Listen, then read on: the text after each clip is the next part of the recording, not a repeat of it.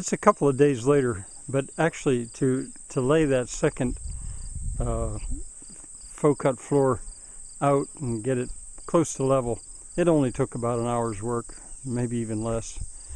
And now I'm going to lay a floor on those two. That also should take a little time. It won't be a complete floor, but then the next two that are partly done, I'll wait a little bit. There's no hurry. And then one that goes in here, again, I'll wait. I found that with the roller, I didn't have much trouble getting those moving those beams. Here's a different angle. You can see better, I think. Now it's not perfect, but since I basically use very few nails, or nails as a final as a last resort, it's real easy for me to just adjust it with a jack or to bring stuff into level and square.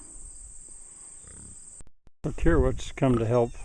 2, 4, 6. Yeah, two of them stayed back in the barn, and there's Molly, the mother. They're coming to inspect. This is the first time these piglets have gone this far with their mother. I hope they all stay with her. They probably will.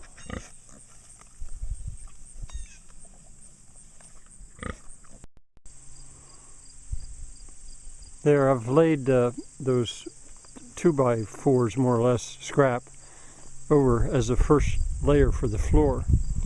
Now, it looks more secure than it is because I've got traps everywhere. That's what they're called. I'll show you a trap. If you were to step right here, no, not there. Oh, where's it? Here. That's called a trap, and carpenters have to be so wary of that. I've got them everywhere. Like here's one. But it won't be a problem.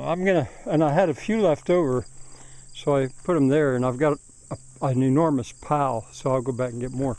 Now these are slightly thicker, and I was tempted to just fudge it and put them in anyway, but I have a better plan for them. I'll show you. The plan, I'm going to use them as blocks between the joists, the lower joist and the upper joist. I've got 4 that I can do that with. It won't do any harm, and I'll use a piece of board for the next one.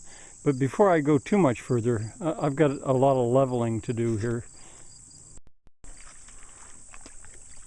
There now, lest you worry too much about those traps, the second course in the floor will go on a 45. I didn't even measure it, I just by eye 45. Notice I don't cut the ends on a 45, that's not a problem. And at that point you could walk on it. But then the third and final layer will go this way, and I'll end up cutting pieces. I'll figure out how many I need, so they'll fit. There'll be no gaps on the third layer. So that emptied my truck, and there was no waste at all. I've nailed nothing. I've sawed nothing. I will finally saw for that third course, and then I'm going to load it with some stuff.